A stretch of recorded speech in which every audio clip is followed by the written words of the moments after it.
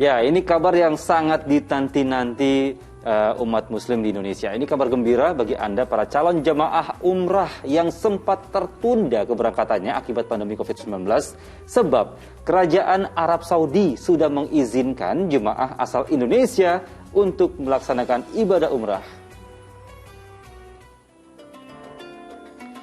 Ya, pemirsa, informasi dibukanya kembali umroh untuk jemaah Indonesia diterima oleh Kementerian Luar Negeri Indonesia melalui nota diplomatik Kedutaan Besar Kerajaan Arab Saudi pada 8 Oktober lalu.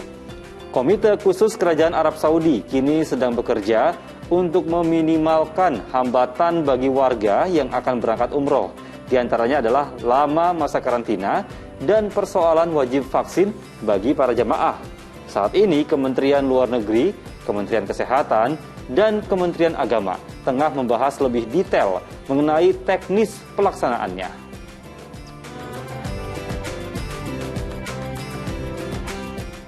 Kedutaan telah menerima informasi dari pihak berkompeten di Kerajaan Saudi Arabia perihal pengaturan dimulainya kembali pelaksanaan umrah bagi jamaah umrah Indonesia.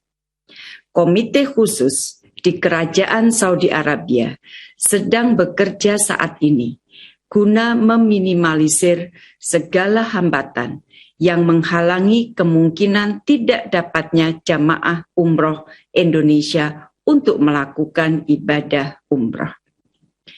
Teman-teman, di dalam nota diplomatik tersebut juga disebutkan bahwa kedua pihak dalam tahap akhir pembahasan mengenai pertukaran link teknis dengan Indonesia yang menjelaskan informasi para pengunjung berkaitan dengan vaksin dan akan memfasilitasi proses masuknya jamaah.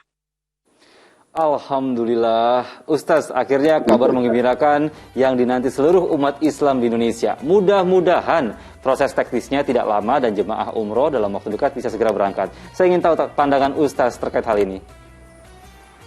Ya, terima kasih. Pertama tentu kita patut bersyukur ya, Alhamdulillah. Dan kita yang saya maksud di sini semua, baik jamaah, calon jamaah, pemerintah maupun penyelenggara perjalanan, travel bureau. Karena ini artinya bahwa doa-doa kita selama ini terkabul.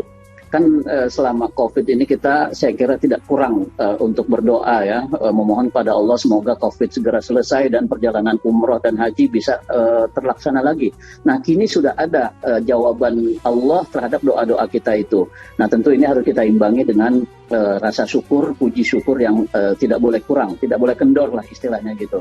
Baik pemerintahnya maupun calon jamaahnya dan penyelenggara perjalanan umrohnya. Itu yang pertama ya. Yang kedua, kita tetap harus waspada sebagaimana tadi disebutkan bahwa pihak otoritas terkait di Kerajaan Arab Saudi juga mewajibkan hal-hal tertentu, diantaranya sudah divaksin dan seterusnya ada karantina. Nah, itu saya kira sangat tepat dan kita harus mengikuti ketentuan-ketentuan itu. Karena walaupun sudah dibolehkan, walaupun kita umpamanya calon jamaah di Indonesia sudah divaksinasi, tetap saja kemungkinan untuk terkena virus dari orang lain atau dari jamaah negara lain itu tetap ada, tetap terbuka. Jadi kita perlu waspada dan kehati-hatian lebih ekstra. Yang berikutnya, saya ingin memberi catatan bahwa perjalanan umroh yang begitu suci ini harus kita sikapi pula dengan niat yang tulus, bukan hanya sekedar traveling. Sebab ada saja calon jamaah umroh yang cita-citanya atau tujuannya yang penting sekedar ketemu orang lain di sana gitu, sekedar bisa berkunjung ke Ka'bah. Saya kira bukan cuma itu ya, harus lebih dari itu. Kita harus bisa meluruskan niat kita benar-benar beribadah kepada Allah Subhanahu wa taala. Itu saya kira. Dan yang ketiga, tawakal kepada Allah. Tawakal kepada Allah, jangan sampai kemudian sudah usaha maksimal lalu kita kurang berpahala di mata Allah karena tidak tawakal. Saya kira gitu, Mas Dani. Baik Ustaz, jadi intinya adalah kuatkan niat, mantapkan niat untuk beribadah, lalu tulus dan tawakal. Dan jangan lupa patuhi protokol kesehatan karena masa depan izin umroh ini tergantung kepada jemaah kita sendiri, tergantung terhadap kita sendiri. Kalau kita bandel, bisa jadi akan dibatalkan lagi. Jadi harus terus patuhi protokol kesehatan.